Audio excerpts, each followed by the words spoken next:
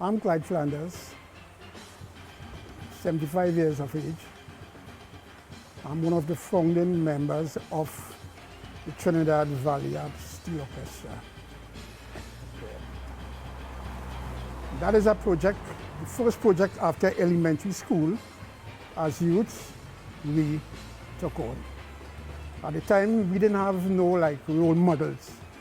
At that era, we were leaders. Right, so a couple of us youths from the district get together and form the steel band. But before I get to that part of the steel band, I want to give you a little idea of how we come across to make that decision. But our parents, around Christmas time, they used to go partying, a normal country life Christmas. Well, their instruments were guitar, banjo, box bass, shak, flute, violin, saw, name it, right? But well, kids being around their parents, the parents, they used to have their bacchanal going on, and they were not comfortable with us around them, so they used to keep us away, so we can't come with them, because at them times, they had some prominent Jezebel in the area. After we get fed up of them keeping me away from around them, we decided to open our own band. So myself and a couple of the guys, a couple of them still alive. Sylvan Marchand still around. My brother Vonan. A guy named Kenny. A guy named Ralph Edwards. We tuned some miniature pans. Miniature, very small, any pan we could get at the time, twin pan, whatever. And form a band. And our parents was astonished to see what happened around the carnival, around the Christmas time. Elderly people was in the band with us and having fun, And we go with that love for the steel band, and eventually form the Trinidad Valley Harps Orchestra. Our main objective was to get the youths off the street, because in the oldies was theater, before the band was theater, line, hangout, fete. There was nothing patriotic or community oriented, So when we opened that band, we got a lot of the youths to be involved in it. It's like 4 brothers from one house, 5 brothers from another house, 3 brothers from another house, and so we went on. So it was a kind of community effort, Everybody was living in the community. They wanted to be part of the Trinidad Valley Harps. That was in them times. Sidney Flanders is my name. Well, our original member, Trinidad Valley Harps. As far as I could remember, Valley Harps started on the side of our house, the little carrot and coconut bamboo shed. Anyway, I like pan But my father didn't want me to beat pan. In those days, pan was badge on thing. He don't want me to beat pan.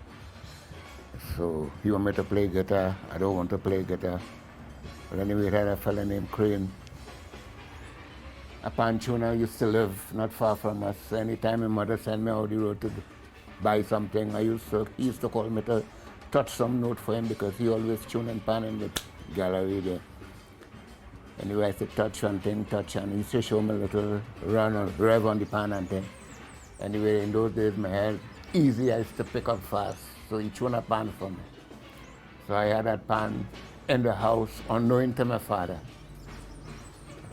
Whole day, a little boy playing the pan. Well, anyway, when at 3 o'clock, my mother told me, Sydney, you know, your father coming just now, we have to go and hide that pan. I have to go and hide the pan in the bush in a Bali part. Well, anyway, I started playing the guitar. But anyway, my little brother, Snake and Spooner, they start. My father used to bring some little biscuit drum and all kind of caustic soda drum. They start cutting and tonguing and trying and make up a little thing for our Christmas. My father and them have the banjo playing and they make up this little buck bass like a rhythm section and singing good. Well, anyway, Alvarado, well, he used to had a little idea about tuning, and the thing starts down in Loki Tracy and then it come by video and from there it starts. And well, we used to get pan was a worries to get pan, so partner. In the night we used to say, look, we have to go and look for drum. Anybody left a water drum anyway on the side of the drum in good condition, that go on. If anybody have a barrow, we want that wheel because we have to make stand for the pan. And you know, when night come, we hunting all about for barrel, pipe, whatever we get. Vernon Spooner Flanders, captain of Trinidad Valley Harps since the year 1964. Trinidad Valley Harps has started by Edward Alvarado, bringing some pans from Sign Village where he was living to Penal, and we started a little band with those pans on the house just opposite his residence. And I wasn't really there from the beginning, because I was encouraged to come down by the pan and thing. I made up my mind and I went down at the panyard. And from that day I never stopped going. Yeah, Valley Harps started way back in 1964. Edward Alvarado was the mainstream behind Valley Harps. There were a few young fellas in Loki Trace, namely Leroy Lord, Love, Nolly Sampson, Dalton Sampson, Earl Glod, Clyde James, Anvil Spencer, Biggie Spencer, and we got together and we used to practice under the old house. But I was never really a pan man. I was always a lover of the pan, so I was involved also. So the following year, when Valley Harps, we get introduced to Crane. Crane had a band called Juveniles. We went and we joined up with Juveniles, and it was a catastrophe. So we run away from Crane. Alvarado said, get them so-and-so pan from in my yard. He don't want, because he figured that we should have been with Crane all the time. We should have joined up with just Juveniles. So we head to Spooner, head to Flanders on them. In the yard, we used to practice. It had a old house out the road. We decided, well, we need a good pan yard. We just come and we throw out everything from downstairs. It had a man had a workshop below there. We throw out everything from it and we take over the building. I joined Valley Harps in 1966 when they were located at the Challo Village Junction. Challo Village Junction there, where it was an abandoned house that we cleaned out for the pan tents. Well, to start it, we had no sponsors and thing in those days, so I had was to get my own drum, to make my own pan, to make a pan for me then. This is Mr. Alvarado. He was working at Tiantec, and he used to get help for us from Tiantec. So we used to go down there and weld the pan stand and thing in Tiantec. And then with that now, well, he can help for us from Tiantec every Friday. We started to go down on Tiantec and wait for them on a Friday night, you know, like an entertainment something. Well, we even get assistance from a policeman called Halls. They used to call him Broadback. Because it had nights when we do some practicing in the junction. Sometimes we suck the cane and we dirty up the road. Halls will pull up, he say, you come young fellas, clean up this road. Or surely have a old drum there. Go and get that drum and make a dustpan, a dustbin. So we watch, well, we're afraid to get locked up. Because he says, Halls always used to say, all these good boys, I like what all you're doing, all you're keeping all yourself together, active with the pan. So we do so, and we sweep up the road, and we always have to have it clean. He'll come down in the night with his van, and he'll slow down and he'll listen to us.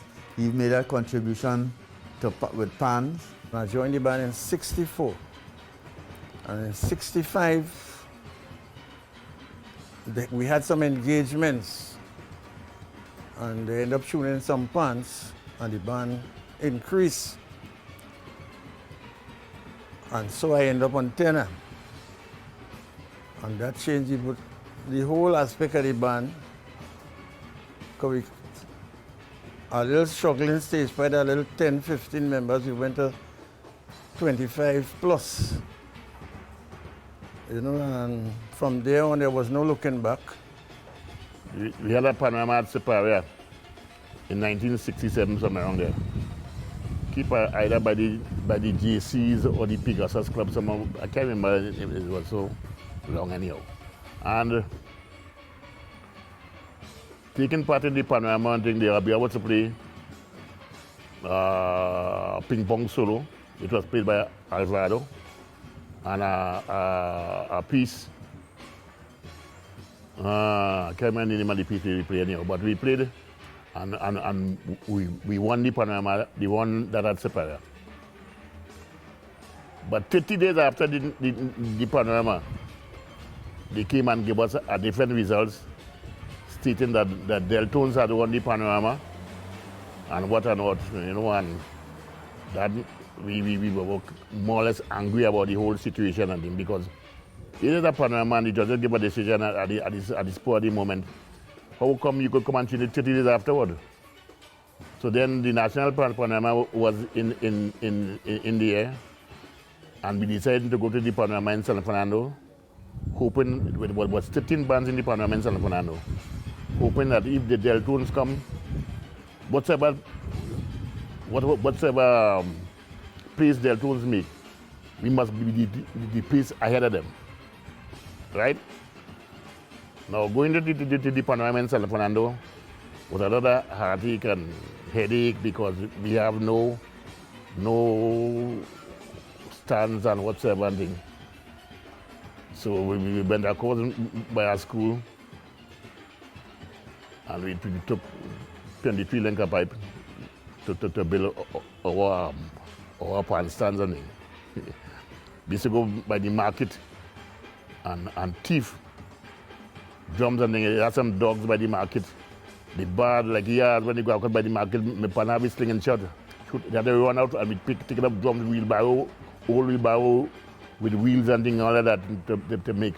But anyhow, everything was a success, because get all these stands and things made and things, and everything was in a gear. Going to the panorama in San Fernando, we had 65 pieces of pan. Like 65 pieces. It was a small band, but was effective. when we were going Panama, well, all the youths in the area, well, Penal come like a ghost town. All the youths in San Fernando with the band and thing.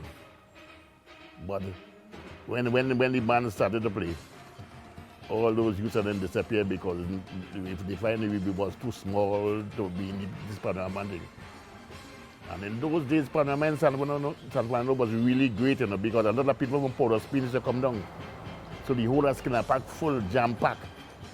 And people from all over San Fernando, Port of Spain came in the band and started to push the band because the band was singing really good.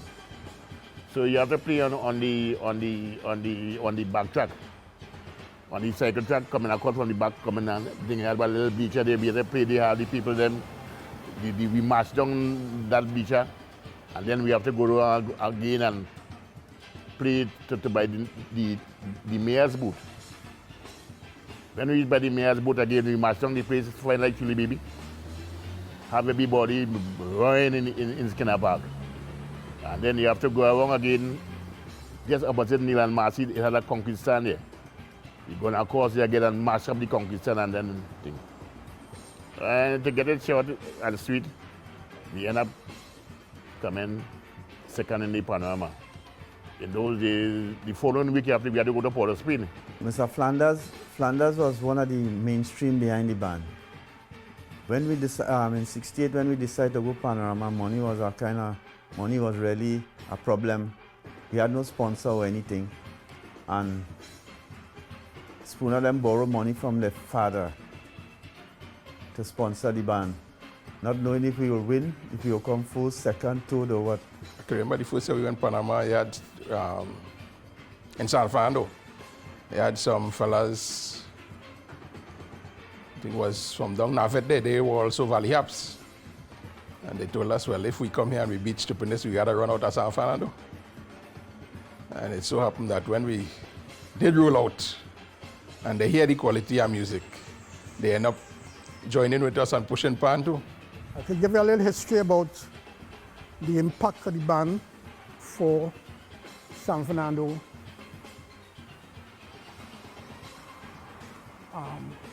San Fernando Panorama. We went there and we carried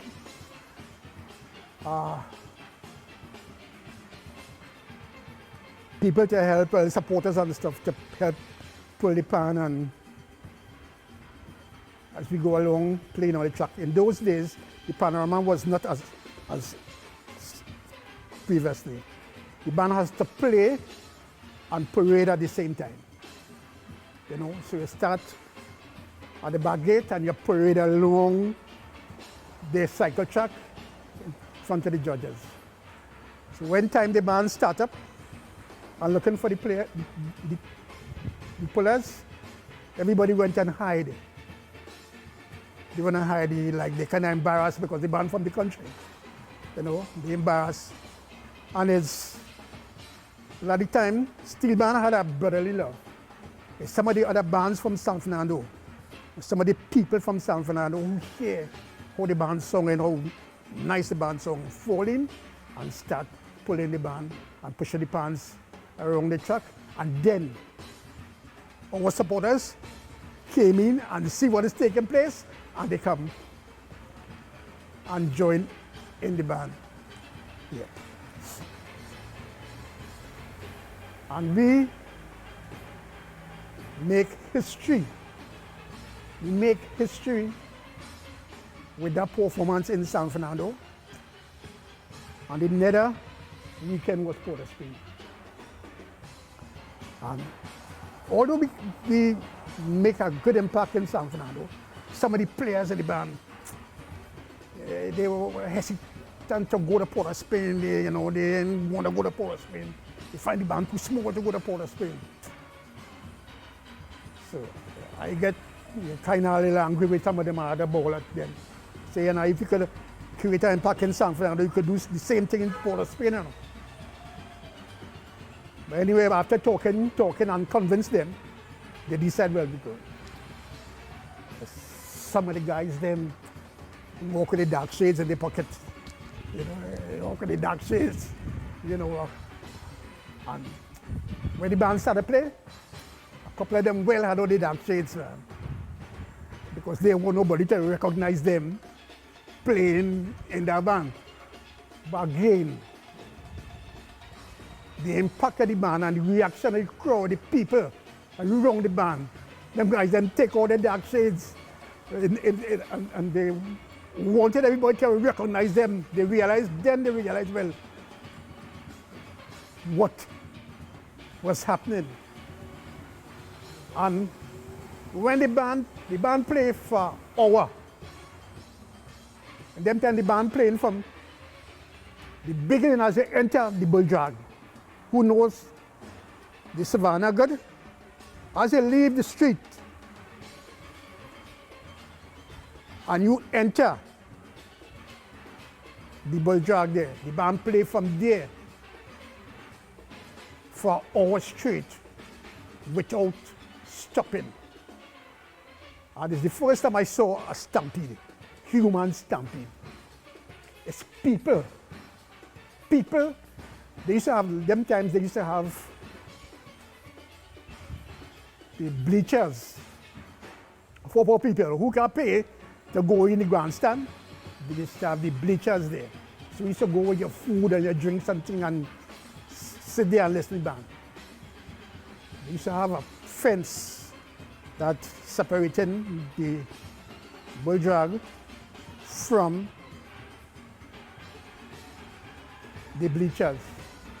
The people mash the fence down and they get to the band. They had police on, mounted police on horseback to get people out of the band. When we reached the entrance to the stage, they had to stop the band and put people out of the band. And we went up on the screen and people start coming along and saying, die the little band, you know? And then we started playing a few of the old tunes and we had other tunes for the road and things, right? And the band pulled up just on by Memorial Park to get in the pen there. In those days, all around the savannah, by that, all the fencing there was thick fence. And when we get inside there, it was real pressure. Real pressure. Man, people, I don't know, the people marched on the fence. I know people come up with the band, you only could see people and they're not moving. We stayed there for a period of time, a long period of time, until some mountain police came. And that was inspector by the name of Gittins from Penal. See, well, there's nothing they could do, and the band had to move to the stage. On moving to the stage, the band was limping because all the stands and them was they bent up or whatsoever and thing. While going down to the stage area there, like somebody tell Kitchener that it have a band in front coming down the road there, then they mashing up the place. I see a fella in a suit running from the grandstand, well dressed, running from the grandstand. When the person reached on the stage, then I realized was Owen Roberts, the Lord Kitchener. Our band have a lot of record that we could talk about. It's the first band to have a little 7-year-old playing band. Yeah, we had a little fella named Joseph Lewis, 7 years old, playing a tenor bass in front of the band. When Kitchener reached on the stage, Kitchener just run and take that fella, lift the fella off the bandstand. And hold him up in the hand. Kitchener, you know Kitchener, how he just carry on. And Kitchener held him there for about a minute or two. And in space, when he put him back the guy in the pan rack, the guy was playing the pan in Kitchener's hand. Kitchener hold him playing the pan. Kitchener went across and thing, and he did his little bits and pieces. He was overwhelmed. how we played in Mysterious and whatsoever and thing, and well, we limp on stage, we sound really good. Really, really, really, really, really good. All right? And the day after the Panorama thing, when they do all these selection and thing, it on the both newspapers, the Guardian and the Express, I think in those days, or the Mirror or something like that. That this little band from Penal, that they treat badly in Port of Spain and things. But that didn't really didn't stop us from our ventures and things. From there, the band name was recognized. Anytime we go to Port of Spain for Panorama game, a lot of people always welcome us warmly, and they come and listen to us. Because our band used to have Panorama tune, the bump tune, 2-3 road tune, finished before the Panorama. So when we reach in Port of Spain, we could have play all them tunes on the street before we go into the Savannah. So a lot of people used to come and listen to the band. Yeah. Our band used to be a recognized band in the Juve morning parade in San Fernando. It's everybody waiting to hear this band. And also our band used to bring own carnival mass. Yeah. We used to bring our own carnival mass. We used to have a carnival band for Carnival Monday and Tuesday, which we used to go into San Fernando and play. In those days, you had a ride truck with pan. Take your pan when you finish beating, you had to sit down and watch pan. The other year we went to San Fernando. Carnival Sunday night, pack the pan by the hospital. Watch pan whole night, about 3 o'clock in the morning. We had to pull them pan from by the hospital straight up the coffee up there by Standard. Up by Standard and rearrange the pan and thing to start the beat there from Juve morning from 4 o'clock in the morning to come back down the road. We come back down the road after Juve to pull them pan right back on the crossing by the roundabout there and set it up there and wait for the truck to come and pick it up. All that time, well, you had to be around watching pan and all kind of things. So. All the bands in Sando, Cavaliers, Silvertone, you name it. Every year we go Panama is second, other third, but we beat plenty of the bands in Port of Spain. I mean in San Fernando. And it was followed by the name of Ozzy Williams. You know? He tell me personally that no band out of the area of San Fernando could win a Panorama in San Fernando. So anytime that the band came second, you know exactly the place we came, you know? We never won Panorama, South Panorama. We never won anything. We always come second. But we will get best beaten band on the road, Carnival Monday and Tuesday. Most times, we don't win Panorama in South. But Valias, best beaten band on the road, both days, you know? Only them days, a little country band like Valley have, these are called the Melon band. But we from the bush. You can't beat them band in San Fernando. And then after that, we do a recording, Juve 69 at Panama. We were selected from the 12th, a 12 band that play for the Panama in 1969. We do a recording, Juve 69. And we continue playing, you know, and then we had ceased for a while. 68 I left and I went away. And I had something wrong with the band come and mash up for some time. Well, I left and I go to New York and my brother Spooner, they want the tune and they want back the band and well, we hustle and send down little rhythm section and thing for them and come down and start back the band. Help my brother and them and then start back again, get new pans and start again and here we are, you know, looking to do greater things. Because a lot of people really do know this band. Well, who know that was in that era, but now the younger people don't know. When you go to San Fernando, who's Valley Harps? Where they from? We name so. You know, some of the kind of question they ask them, you know, and they want everybody to know that Valley Harps is a band that started in 1964 by Edward Alvarado, Sylvester Regis, Clyde James, Earl Glood, Tony Pope, Clyde Flanders, Vernon Flanders, you know, and others that I cannot recall at this venture. You know what?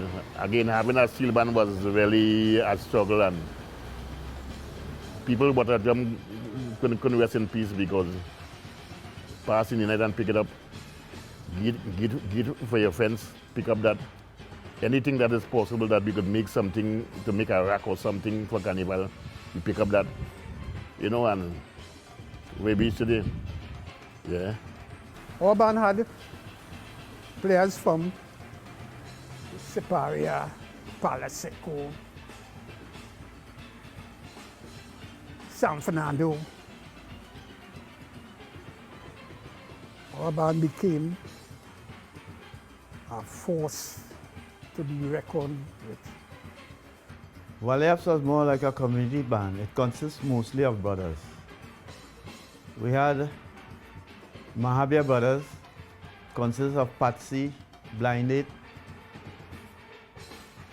Shak Shak, and they had a cousin also by the name of Johnny. Then we had the Ocho brothers, Manu, Ronald, Walter, and Edris. Then after we had the Fleury brothers, Claude and Martin. Then we had the Lewis brothers, Colt, Joe, and Russell. Then we had the Wilson brothers, consists of with Marcel and Stephen. We had another one, Ice Boy and his brother. Ice Boy, better known as Boyne, he and his brother. We had the Lively brothers, Egil and Rudy. Then we had I think that was about all the brothers. Then we had the Flanders, Snake, Spooner, and Turkey. Well, I had no brother in the band also, so I was just ordinary. I was like a loner, but I was one of the real foundation members of the band who used to see that the band get things.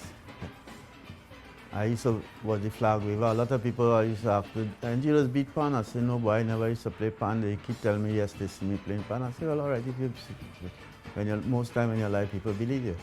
So I used to do the painting, the designing of the jersey, the painting, and designing of the pan stand, and whatever the band needed, we are the ones who had to get it. What I like about the we had some versatile players in the band.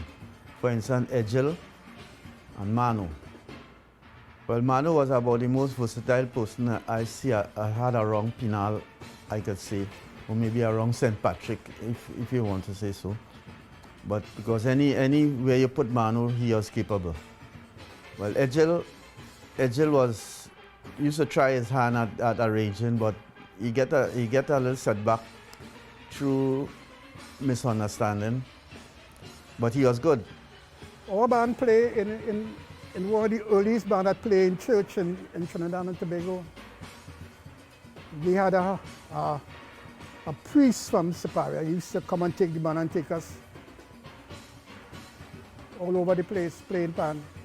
We play in the Anglican church in Las Bajo. We play in a religious gathering in Napaima Bowl. Play in the Anglican Church, Penal, Anglican Church, Superior. So our band was a steel band. We used to play in fets normal as any other brass band. Play in the Penal Bazaar, School Bazaar, Penal Presbyterian School Bazaar. We play for Superior Fet. My name is Rajan Imrit. I am from Sunrise Road in Penal. I was a member of the Valley Harps Steel Orchestra from around 1968 until about 1972. In those days, we had a very, very good thing going with Valley Harps. Thanks to Snake, Spooner, Peas, and those in authority, we had lots of respect for these guys. We was very obedient to them. We was a band that start from nowhere and end up very, very big. We was a band that all other bands throughout Trinidad and Tobago had a fear for us, knowing people believed that a band from Penal couldn't make it this big. But we proved to them that we did make it big. And the key to one of our success was discipline. We had discipline when the arranger, the captain told us to do something, we did obey. And when coming to the practice, we always on time. We had a love for Pan in those days. Pan was part of us. We believe Pan, I believe Pan was like food. You know, we was hungry for this instrument. I had 4 brothers in the band at that time, and we will follow the band everywhere they go, because Valley Harps was like, to me, Valley Harps was like KFC, a household name. Everybody was talking about Valley Harps, little band from South. Valley Harps, we going on. Valley Harps coming Sando today, we going. And when we go to Panorama, my mother will get up 2 o'clock in the morning and she will cook. Those days was tide buckets. So she will make 2 tide buckets of pilau. But I will be controlling that pilau, and she will say to me, when you reach there, make sure your brothers and they get food first and then share for anybody else. But of course, they beat in pan. They're not studying lunch, they're not studying food. So anybody come, I will share, but I make sure when they come, I have a bucket there for them. I'm not opening the bucket, one of the bucket. One we'd already shared, but I'm waiting until they come. And the people would get excited as soon as they hear Valley Harps. They would say, well, that's the pan side from South. And there was a little boy we had in the band by the name of Little Joe. Whenever Little Joe play and people come, they would surround that little boy alone. He was gifted. He was just gifted. He could have really played pan. He was about, I think, 7 at the time. Now, 1969, we came 4th. 1970, we came 2nd with Sacred to Me, which again, as the Williams said, no band from out of San Fernando could win a Panorama. So that put us back in second place, but 4th place in our mind. Then comes 71, we run out, we didn't make nothing. Then comes 72, we came 3rd. 74 again, I think we came 5th or somewhere down there. Then in the last year that the band, before the band went in and became dormant, was in 74 when we played, we came 4th. We came 4th in the Panorama. No, we came 2nd in the Panorama. And that year the band became dormant. But before that, during the time, we had some rollicking times during that Panorama era. We had a character in the band they called Crane. he come like the head of security for the band. Because anybody when we came into town, it had some Antillean All-Stars. They wanted to give us some battle and thing, and Crane was at the forefront. He always either have a hatchet in the waist or some kind of cutlass or some kind of thing, and people, he was a sort of badge on in the tongue. People know him in the tongue. So when they say that, when they see Crane in the band, they say that Crane band, or they leave Crane band alone. I started with beating pan with Valley Harps in 1970.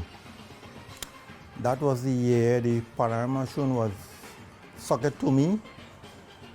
I used to beat the three bass together with my brother, my two other brothers. And I started when we was in the corner, just in the corner where the furniture store is right now. And I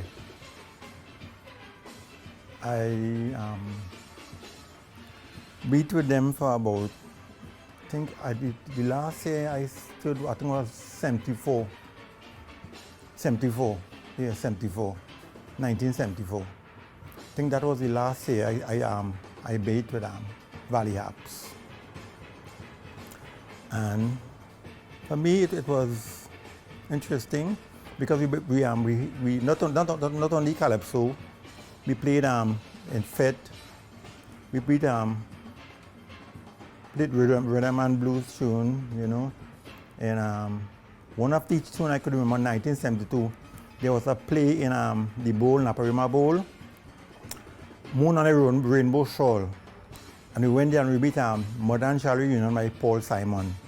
And I was amazed to see how the people reacted when we finished with that song.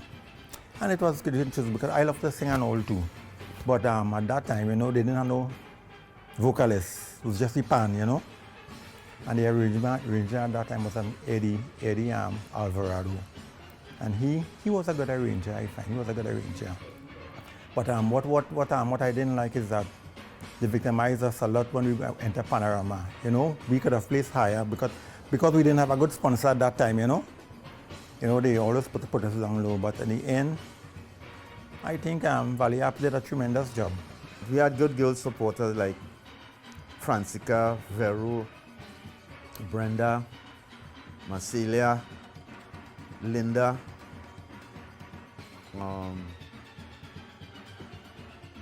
Gloria, Corsil. All these girls we had plenty girls, but we never had a girl player.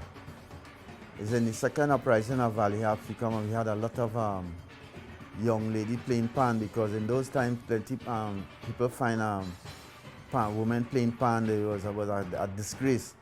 Coming back to the second era of Valley Harps.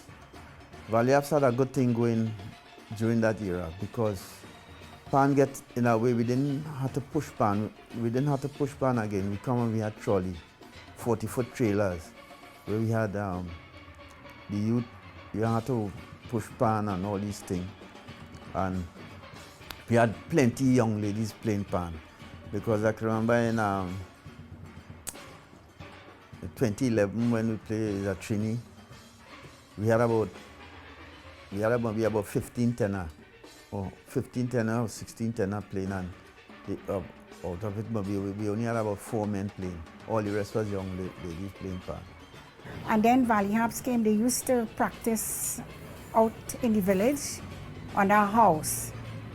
And one of the most memorable tunes that Valley Harps ever played to me was a tune named Guantanamera. When they played that, it was like, you know, you're sitting by the sea and you look at the wave coming in, rolling smooth. It was a nice sound. And you will hear from a mile those pan sticks rolling, playing that tune.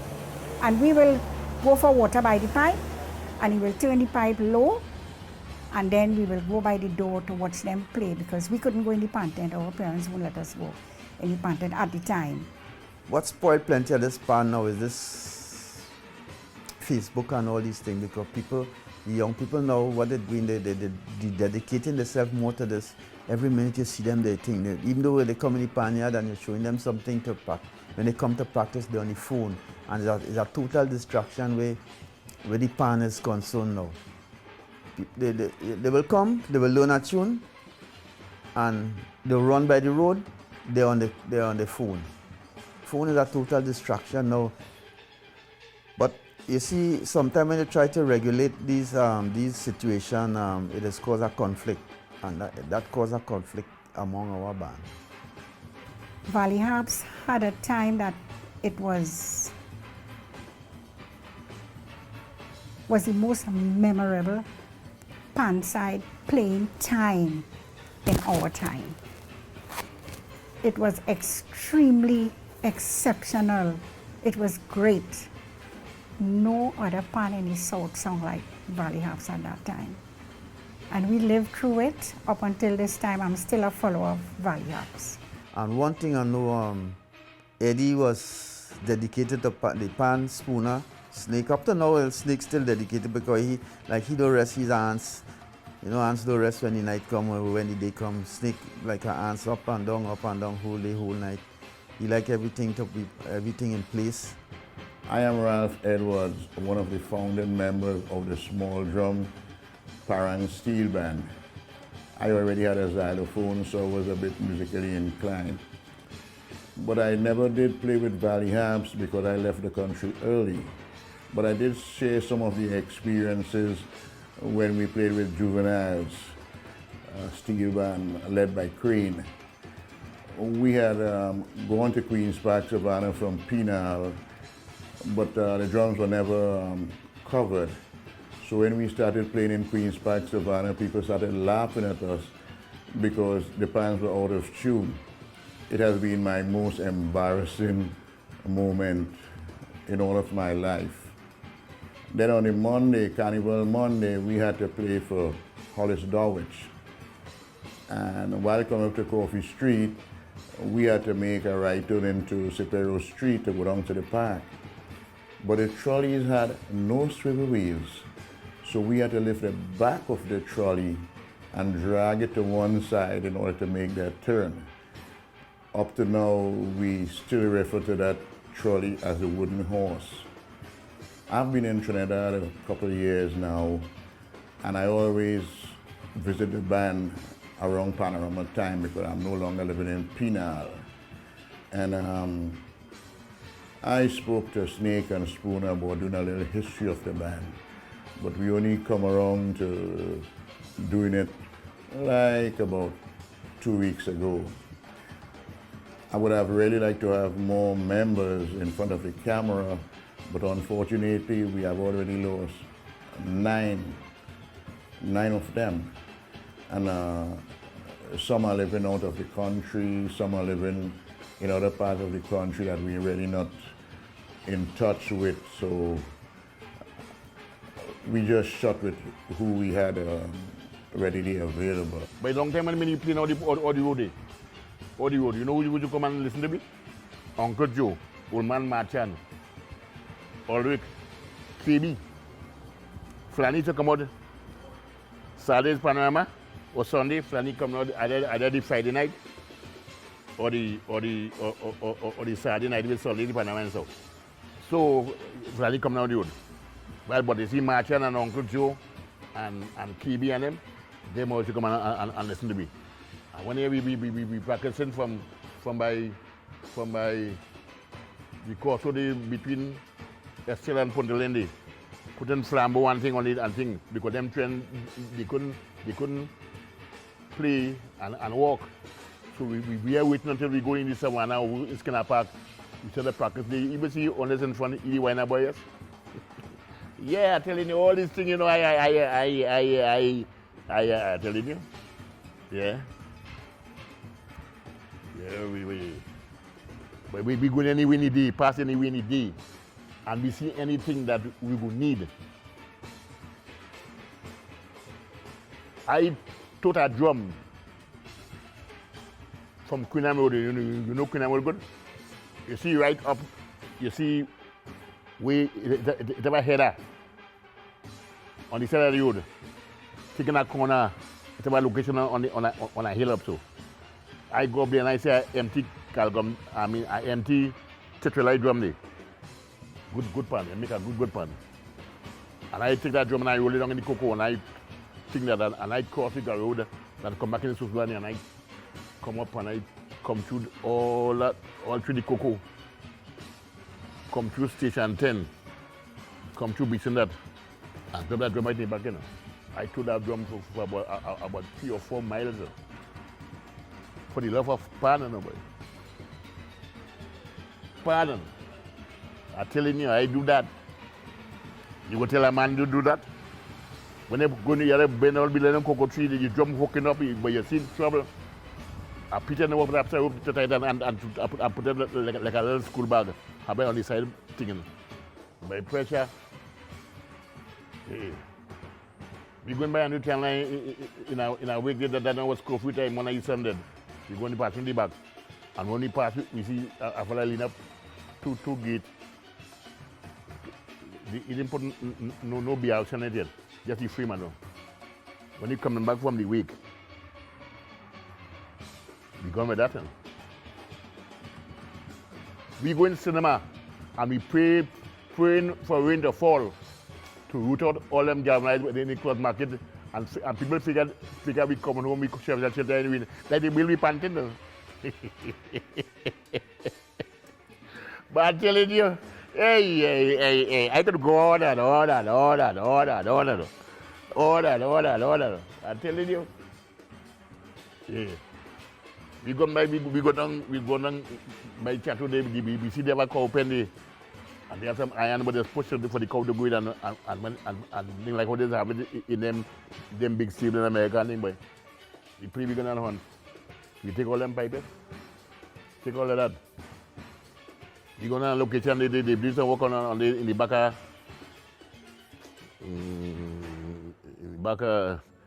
after this, the garden station there, they up so. But you watch a man on the walk, but we go and take off pipe from there, and we go and watch pipe. And I show when they run in the whole day, we realize that pipe missing. But we teach a lot of things for this band, but we do a lot of things. We ain't kill nobody. But you see, teach things though, so get drums and wheels and iron, and all kind of thing. Yeah, man. Yeah. Because nothing didn't come in just so. Nobody until after Naran Passad they come and give her help, and then from Naran Passad they get sponsor from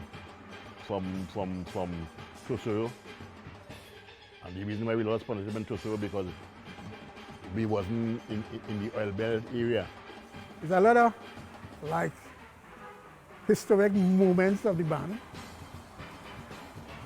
And I would like to share it with the public,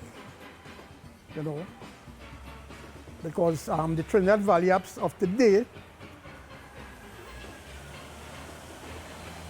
hardly people know the history of the band. Some of the people get confused with Valley Harps that they know Port of Spain then, Big Martin Valley Harps. But our band was in existence since around 1964. We have a couple of members still around, but a lot of them, a lot of the rest, they're in the deceased. I'm fortunate to be around still at this age, and still an active member, and it's still working very hard to see this legacy lives on.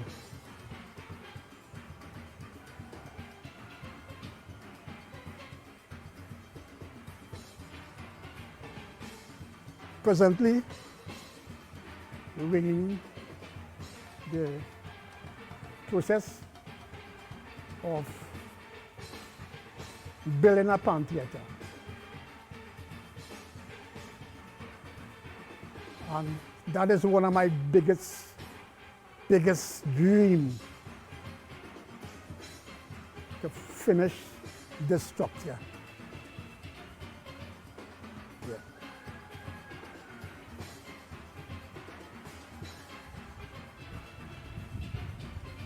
Presently, the band is not practicing because of we had supposed to be starting a program due to the COVID-19. We cannot operate with, accommodating large crowd in the planting. But as soon as things is safe, we will continue our destination and try to motivate village to accept our culture.